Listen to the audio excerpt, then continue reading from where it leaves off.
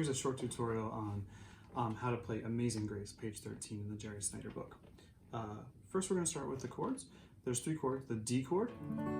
Okay. So what you need to do for the D chord is just make sure that you have this triangle, right? These 2 fingers on the 1st and 3rd string, here, 2nd fret, 3rd finger on the 2nd string, 3rd fret, and then make sure you're only strumming 4 strings, the first 4 strings. Okay, should be a nice clean sound. If you strum all 5 strings, you get this kind of low sound. It doesn't sound quite as good. So, and those are actually not notes necessarily that are the correct notes in the chord. So try and only strum 4.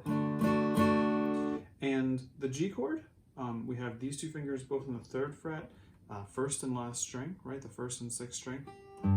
Those are the G's.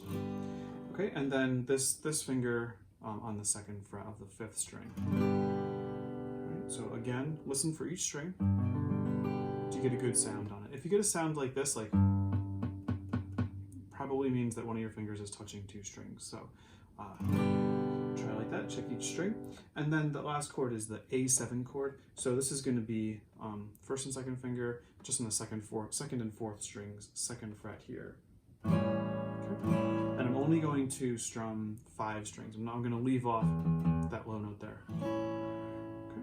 So, and actually these 2 fingers for the D chord are actually kind of a very similar shape, right? Just down a string or up a string. So here's D, here's A7, and then here's G. You might see me finger G with my pinky. It's actually a little easier to get to sometimes with that, but you might find at the beginning that your pinky doesn't really want to do that. So feel free to finger it however you want to. The song Amazing Grace actually is in the time signature of 3/4. Some people call this a waltz time, and each measure is going to have 3 strums in it. Okay, so 1, 2, 3, 1, 2, 3. And I'm just going to follow along the music as I strum. So I'll do a little bit of it right now, and I'll put a complete performance in a different video.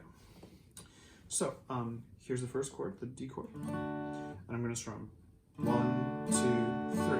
If you look at the music, there are actually 2 strums before the singing starts, so it's going to be like this. Ready, go. 1, 2.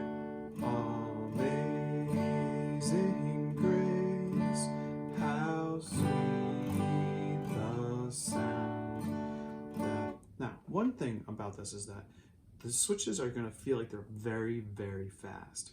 So I suggest that you end the chord before a switch, right before a switch, end the previous chord early and take the time to switch and see if you can get to the new chord on time. Like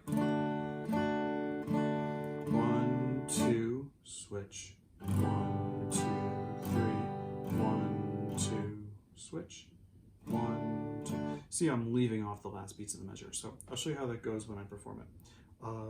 Amazing grace, how sweet the sound that saved a wretch like me. So you can see I'm ending the chord earlier, putting in a little space. That's okay, you can let it ring. I'm kind of dampening it with my hand right now just to illustrate to you exactly what I'm doing. Okay.